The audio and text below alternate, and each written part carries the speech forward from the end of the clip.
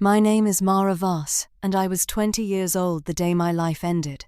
Or, more accurately, the day it was supposed to end. My father, a man who built an empire of glass and steel on a foundation of broken promises, decided that my brother and I were no longer assets. We had become liabilities. The termination of our existence as his children was as swift and impersonal as a corporate downsizing, conducted in a corner office so high above the city that the people below looked like nothing more than scattered dust. It was an appropriate venue for a man who had long since stopped seeing people as anything more than obstacles or tools. Leo, my older brother by 2 years, stood beside me. His jaw set so tight I feared his teeth might crack. He wore his defiance like cheap armor, thin and easily pierced, but it was all he had. I, on the other hand, felt nothing. A vast, echoing emptiness had opened up inside my chest, a vacuum where fear and anger should have been. My father, Mr. Richard Voss to the world, sat behind a desk of polished obsidian that seemed to absorb all the light in the room. He did not look at us. He looked at a single, tarnished brass key that lay in the center of the dark, reflective surface. "Your grandfather," he began, his voice a low rumble of gravel and condescension, "was a sentimental fool. He ran away from his responsibilities, from this family, and hid in the dirt like a frightened animal. He left nothing of value, nothing but this." He nudged the key with a manicured finger. "It opens a cabin, a shack. More accurately, deep in the Appalachians. It is, I am told, completely derelict. The property taxes are delinquent, and the county will likely seize it within the year. It is, in short, a burden, and it is all you have left of that side of the family." He finally lifted his gaze, and the coldness in his eyes was a physical force. It pushed the air from my lungs. "You have threatened my business, Mara. You have questioned my methods. You believe you possess a moral compass that I lack." He gave a short, barking laugh that held no humor. "Morality is a luxury for those who do not have to make difficult decisions. You are both weak, just like he was. You are no longer welcome in my house. Your accounts have been frozen. Your access to all family resources has been terminated. You are, for all legal and practical purposes, disowned." Leo took a step forward, his hands clenched into white-knuckled fists. "You can't do this." "I can," my father said, his voice dropping to a silken threat. "I already have. Consider this a lesson in consequences, a final parting gift from your father." He gestured to the key again. "Take it. It's your inheritance. Go live in your grandfather's squalor. See how long your principles keep you warm at night." I placed a hand on Leo's arm, my touch a silent plea for him to stop. There was no reasoning with this man. Arguing with him was like shouting at a hurricane. He was a force of nature, amoral and absolute. I walked to the desk, my movements feeling stiff and disconnected, as if I were piloting a body that was not my own. I picked up the key. It was cold and heavy in my palm, the metal pitted with age. It felt like a key to a tomb. I did not say a word. I simply turned and walked toward the door. Leo hesitated for a moment, his glare fixed on the man who had just erased us. Then he followed. As we reached the door, our father spoke one last time. Not to us, but to the city skyline beyond his panoramic window. "If you find yourselves starving," he said, the casual cruelty of it, a final twist of the knife, "you just let me know. I might be willing to offer you a loan. At the appropriate interest rate, of course." We did not give him the satisfaction of a reply. We walked out of the office, through the silent, judgmental gauntlet of his executive assistants, into the elevator that descended through the floors of his empire and out onto the street. The noise of the city hit me like a physical blow. We were homeless. We were penniless. All we had was a rusty key and the address of a rotting cabin in the middle of nowhere. The joke was so cruel, so perfectly tailored to our humiliation, that a part of me almost admired its elegant viciousness. My father wasn't just disowning us, He was trying to bury us in our grandfather's forgotten grave. The journey was a long, silent penance. We sold Leo's watch, a graduation gift from a time when our father still feigned affection, for enough money to buy a tank of gas and a bag of cheap groceries. We drove south in my beat-up sedan, the one possession my father couldn't touch because it was registered in my deceased mother's name. The further we got from the city, the more the concrete and glass gave way to rolling hills and then, finally, the deep, ancient folds of the mountains. The roads grew narrower, the asphalt crumbling at the edges until it became gravel, and then little more than a dirt track clawing its way up the side of a mountain. The trees pressed in on all sides, their branches scraping against the car like skeletal fingers.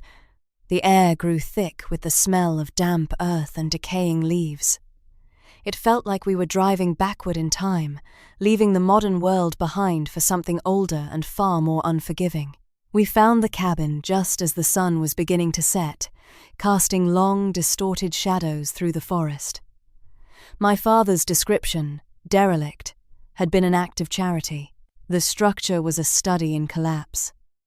The roof sagged in the middle, a tired old spine giving way to gravity. The porch listed to one side, its planks warped and green with moss. Windows were boarded up, but even through the gaps, I could see the darkness within was absolute.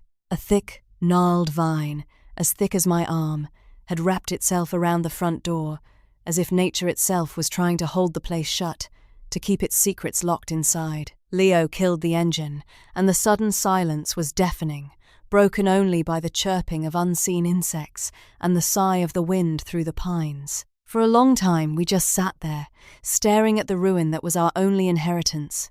This was it. The bottom. The final destination of our fall from grace. He wasn't kidding.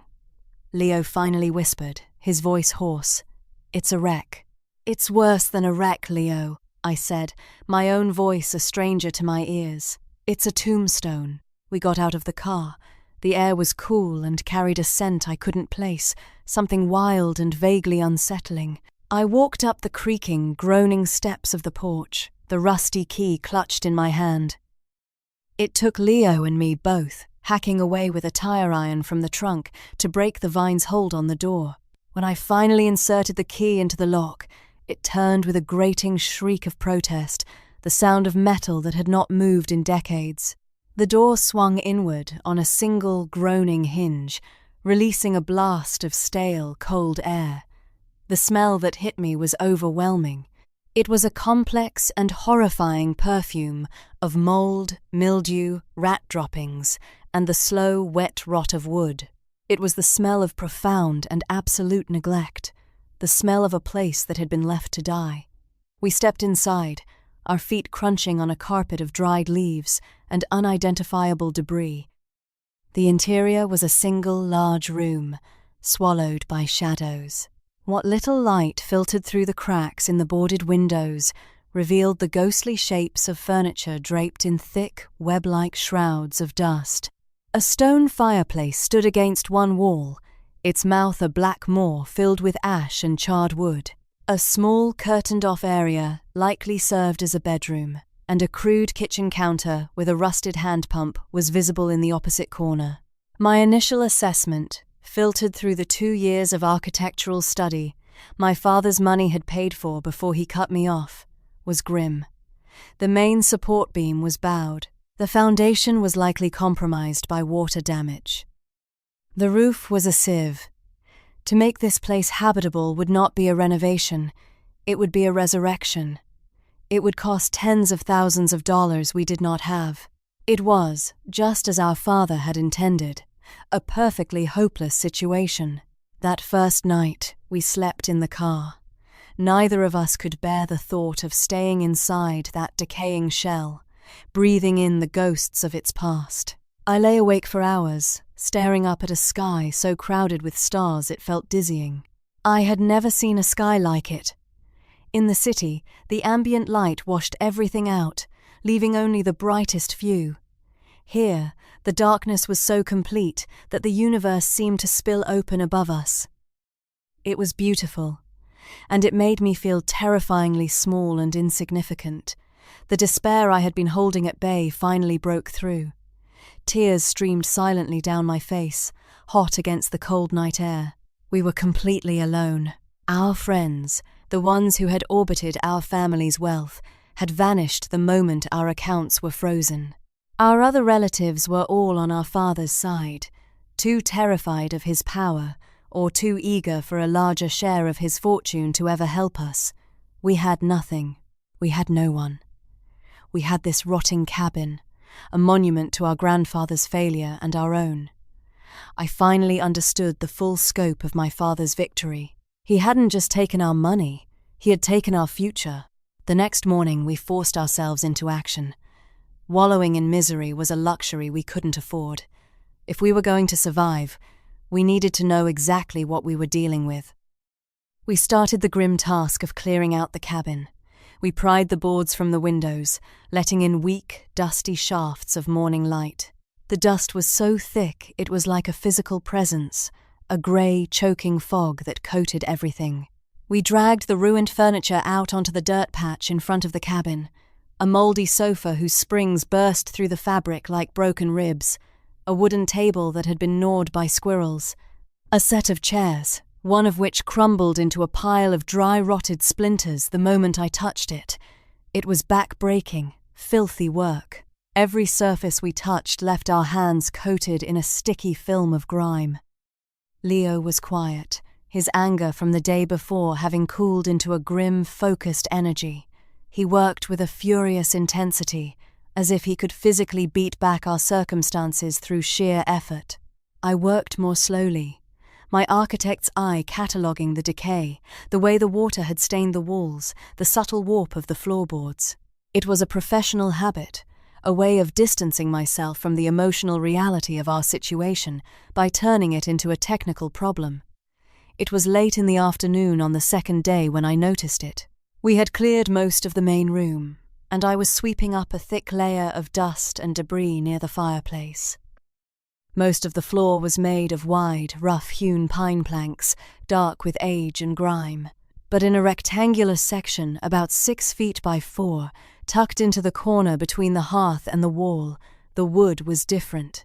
At first, I thought it was just a patch job, a repair made years ago, but as I swept it clean, I saw that wasn't right. The planks were oak, not pine. They were slightly narrower, and the grain ran in a different direction. The colour was subtly off, a shade lighter, as if the wood was newer, but that didn't make sense. Why would someone patch a floor with a completely different type of wood? I knelt down, running my fingers over the seams. They were too perfect, too tight. The pine boards around them were warped and uneven, with gaps between them. These oak boards were fitted together with a precision that was completely out of character with the rest of the cabin's crude construction. It was deliberate. It was meant to be hidden, but not perfectly. It was meant to be found by someone who was looking closely. "Leo," I called out, my voice quiet. "Come look at this." He came over, wiping sweat from his brow with the back of a dirty hand. He looked at the floor where I was pointing. "A patch?" "No," I said, my heart starting to beat a little faster. "Look at the joinery. It's too clean. And look here." I pointed to the edge, where the oak met the pine. There was no dust in the seam. None at all. In a cabin where every other surface was buried under a half-inch of filth, this one line was pristine. Someone had been here. Someone had lifted this section of floor, and not all that long ago.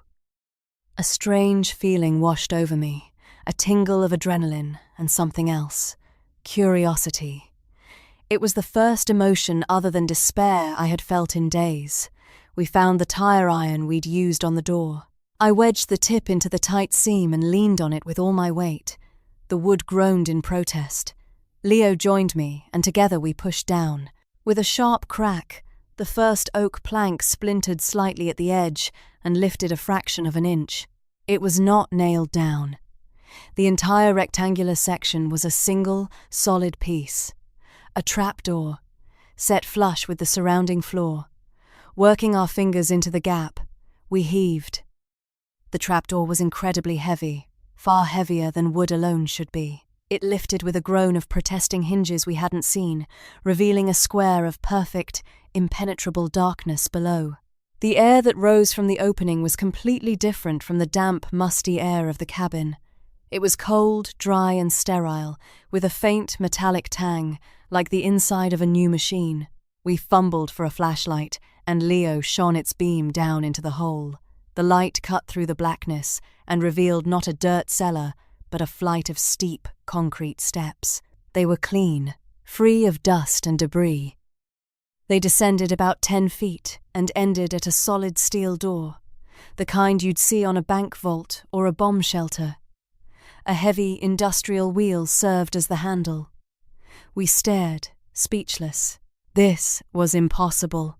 A high-security vault hidden beneath a rotting shack in the middle of the Appalachian Mountains. It made no sense. My grandfather was a recluse, a man who had, according to my father, run away from the world. He was supposed to be a failure, a sentimental fool. But a sentimental fool did not build a concrete and steel bunker under his floorboards. Slowly, cautiously, we descended the steps. The air grew colder with each step. The steel door was even more imposing up close. It was thick, solid, and utterly secure. I reached out and touched the wheel. It was cold and unyielding. I tried to turn it. It wouldn't budge.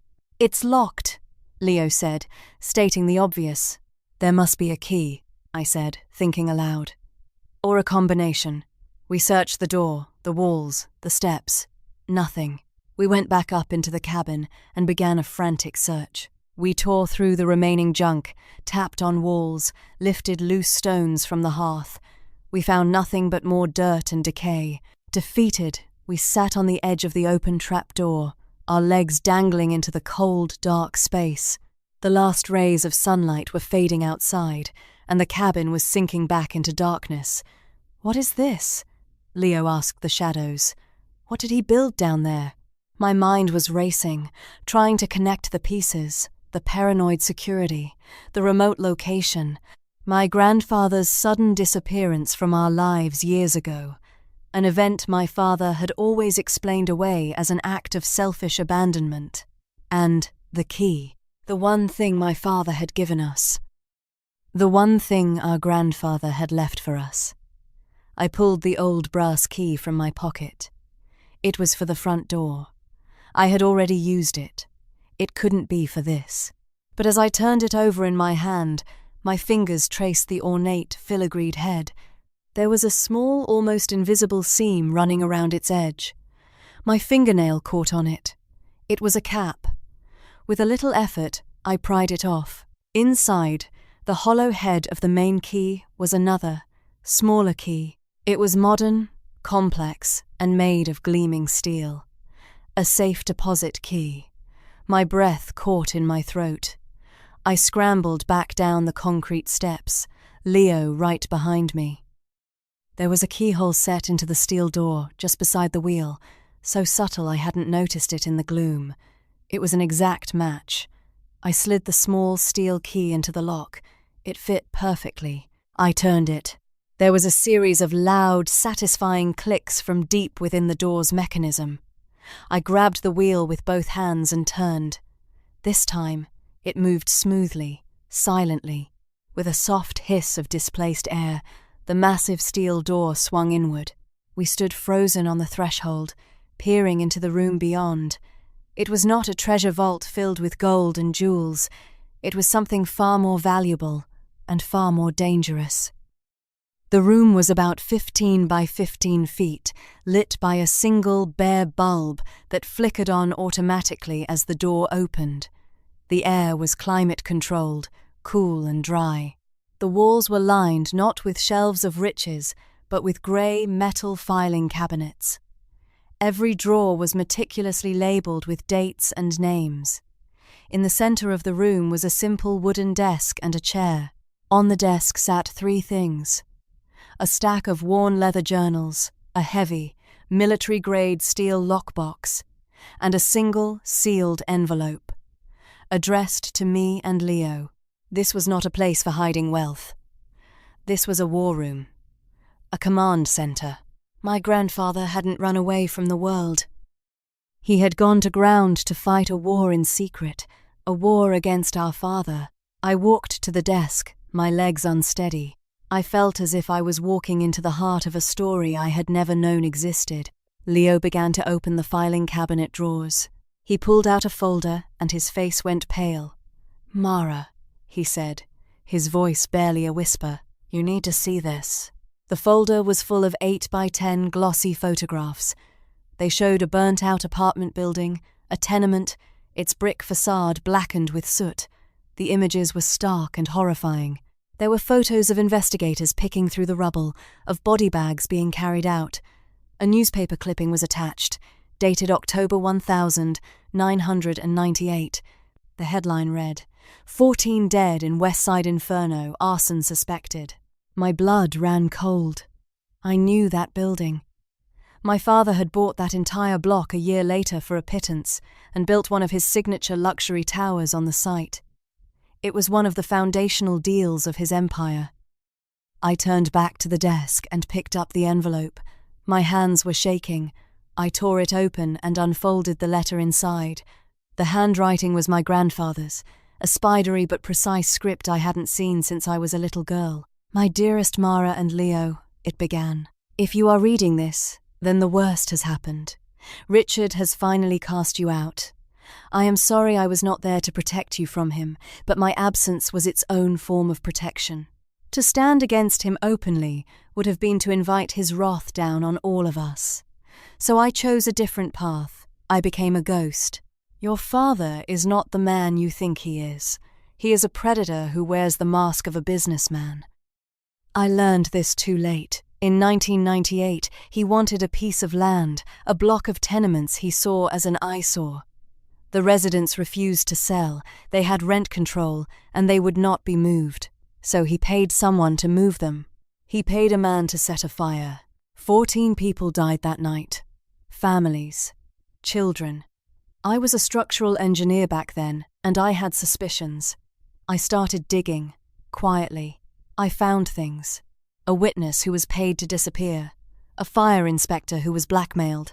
A shell corporation that funneled money to a known arsonist. I gathered proof. When Richard found out what I was doing, he threatened me. He threatened your mother, his own wife. He threatened you. He said if I ever spoke a word of it, he would destroy all of us. I believed him. So I vanished. I let him tell everyone I had run off, that I had abandoned my family. It was the only way to keep you safe and continue my work. This cabin, this bunker, this has been my life's work for over 20 years. Everything is here. Every piece of evidence, every interview I recorded, every photograph, every document. It is an airtight case. I was waiting, getting older, trying to find the right time, the right way to bring him to justice, without him destroying you in the process. His greed has given you the opportunity I never had. By casting you out, by leaving you with nothing but this worthless cabin, he has inadvertently handed you the weapon that will bring him down. He thinks this place is a symbol of my failure. It is not. It is his tomb. In the lockbox, you will find 2 things. The first is a collection of gold coins. Untraceable. It is not a fortune, but it is enough. Seed money for the war you must now fight. Use it to hire the best legal counsel you can find. Use it to survive. The second thing you will find are my journals. They detail everything, every step of my investigation. They are my testimony. I know this is a heavy burden to place upon you, but you are my grandchildren. You have my strength, and you have your mother's heart. You are not like him. Do not let him win. Avenge those 14 souls. Avenge your mother, whose spirit he crushed long before her body gave out. Avenge the life he stole from us all. Know that I have loved you every single day. I am so proud of the people you have become. Now, finish what I started. Your loving grandfather, Arthur. Tears were streaming down my face as I finished the letter. grief and rage and a profound, aching love for the grandfather I had never truly known. He had not abandoned us. He had sacrificed his entire life to protect us, to arm us. This cabin wasn't a punishment. It was a war chest. Leo came and stood behind me, reading the letter over my shoulder. When I was done, he placed his hands on my shoulders, his grip firm and steadying. The despair was gone. The humiliation was gone. In their place was a cold, hard certainty, a purpose. We opened the lockbox. It was filled with old gold coins, heavy and beautiful, gleaming in the stark light of the bunker. Beneath them were the journals, a half-dozen leather-bound books filled with our grandfather's careful script. We had the motive, the means, and the mission. The game had changed. We were no longer victims. We were hunters. The next few weeks were a blur of focused activity. We took a small portion of the gold to a rare coin dealer in a city 3 states away, a man chosen after careful research. He asked no questions and gave us a thick stack of cash. With that money, we bought supplies, a high-quality scanner, a laptop, burner phones, and food. We became ghosts, just as our grandfather had been. The cabin became our headquarters. We worked day and night in the bunker, powered by a small generator we bought. We digitized every single document, every photograph, every page of our grandfather's journals. We listened to the reel-to-reel tapes of his interviews, his voice a calm, persistent presence from the past, coaxing testimony from frightened people. We pieced together the monstrous puzzle of our father's crime. Our grandfather had missed nothing. He had financial records tracing the payments. He had architectural plans showing the fire was deliberately set to block exits. He had a sworn notarized affidavit from the fire inspector, who had confessed everything to Arthur before dying of cancer. He even had a grainy audio recording of a conversation with the arsonist himself, a man now serving life for other crimes, who implicitly confirmed he was hired for the job. It was overwhelming. It was perfect. With our digital arsenal complete, we sought out a warrior. Arthur's letter had advised us to find the best, and we did. We found Mr. Jonathan Albright, a former federal prosecutor who had a legendary reputation and a very personal reason to hate our father. Years ago, Albright had tried to prosecute my father for financial fraud, but my father's army of lawyers had buried him in motions and technicalities until the case fell apart. It was the only major loss of Albright's career, and it had haunted him ever since. We met him in a dusty, anonymous hotel room. He was a tall, weary-looking man with intelligent eyes. He was skeptical at first, another pair of victims with a story about the great Richard Voss. Then we opened the laptop. We showed him the digitized evidence. We played him the audio files. We let him read the scanned pages of our grandfather's journals. He sat there for 3 hours, silent, his face a mask of concentration. When he was finished, he closed the laptop, looked at me and Leo, and a slow, grim smile spread across his face. "Your grandfather," he said, his voice filled with something that sounded like awe, "was a genius. This is the most complete, well-documented private investigation I have ever seen. This is not just a case. This is a conviction in a box." He leaned forward, his eyes burning with a cold fire. "I'll take the case, and I will do it pro bono. Destroying Richard Voss will be payment enough." The final piece of the plan fell into place a week later. We learned that our father was to be the guest of honor at the annual Civic Benevolence Gala, a nauseating spectacle where the city's wealthiest criminals patted each other on the back for their supposed philanthropy. He was being given the Philanthropist of the Year award. The irony was so thick it was almost suffocating. The entire event was going to be broadcast live on a local news channel. Albright saw the opportunity immediately. Public humiliation was the one thing our father feared more than prison. We worked with Albright to compile the most damning evidence into a single, undeniable package. He took it to his contacts at the Federal Bureau of Investigation, people who trusted him implicitly. They were stunned. An investigation that had been cold for over 2 decades was suddenly, explosively, red-hot. The night of the gala, Leo and I were not in some fancy hotel ballroom. We were back in the cabin, huddled around our laptop, watching the live news feed. We saw him walk the red carpet, preening for the cameras. We saw him accept the award, a heavy glass trophy that looked as hollow as he was. He stepped up to the podium to give his acceptance speech, a smarmy, self-congratulatory monologue about civic duty and giving back to the community. He was halfway through a sentence about building a better future for the city's children when the ballroom doors at the back of the room burst open. The cameras swiveled. The crowd gasped. A phalanx of dark-suited agents from the bureau moved through the room, their movements swift and purposeful. They were led by a grim-faced agent who held up a badge and a warrant. My father stopped talking. His smile faltered. For the first time in my life, I saw a look of genuine, slack-jawed shock on his face. He looked like a cornered animal. The agents reached the stage. The lead agent leaned into the microphone and spoke, his voice booming through the silent, cavernous ballroom and out to the entire city watching at home. "Richard Voss," he announced, his voice devoid of all emotion. "You are under arrest for 14 counts of felony murder, arson, conspiracy, and obstruction of justice." 2 agents stepped forward, pulled his arms behind his back, and snapped handcuffs onto his wrists. The heavy glass trophy slipped from his grasp and shattered on the stage. The cameras zoomed in on his face, capturing every detail of his utter and complete ruin for the world to see. Leo and I watched, silent, as they led him away. The ghost of our grandfather, a man who had sacrificed everything for this single moment of justice, felt very close. The legal battle was long, but the outcome was never in doubt. The evidence was too strong. My father's empire crumbled overnight.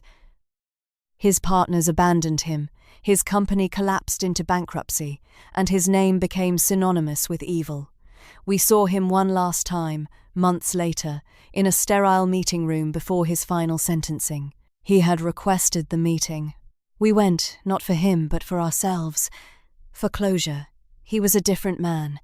The power, the arrogance, the aura of invincibility were all gone. He was just a small, old man in an orange jumpsuit, his face grey and sunken. He did not look at us with rage, but with a desperate, pleading confusion. "Why?" he asked, his voice a dry rasp. "I gave you everything. You were Voss's. I would have. Eventually, I would have let you come back. Why would you throw it all away to destroy me?"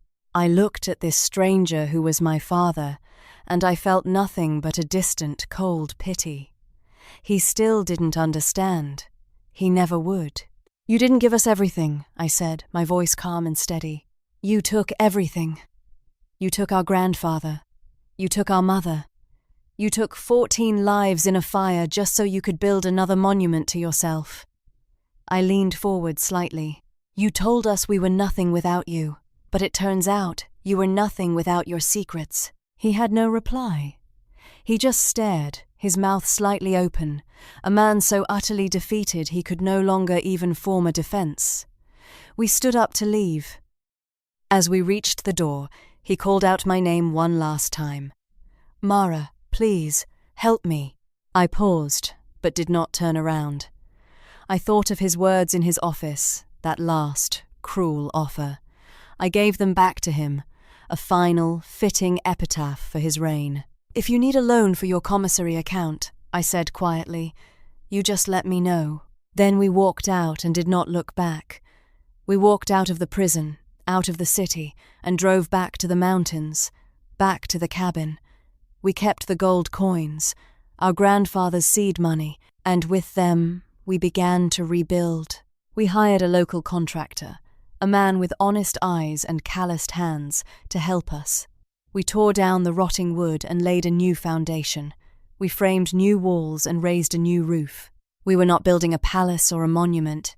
We were building a home. Our home. A quiet place in the woods, built not on lies and greed, but on the enduring strength of a family's love and the final, satisfying triumph of justice.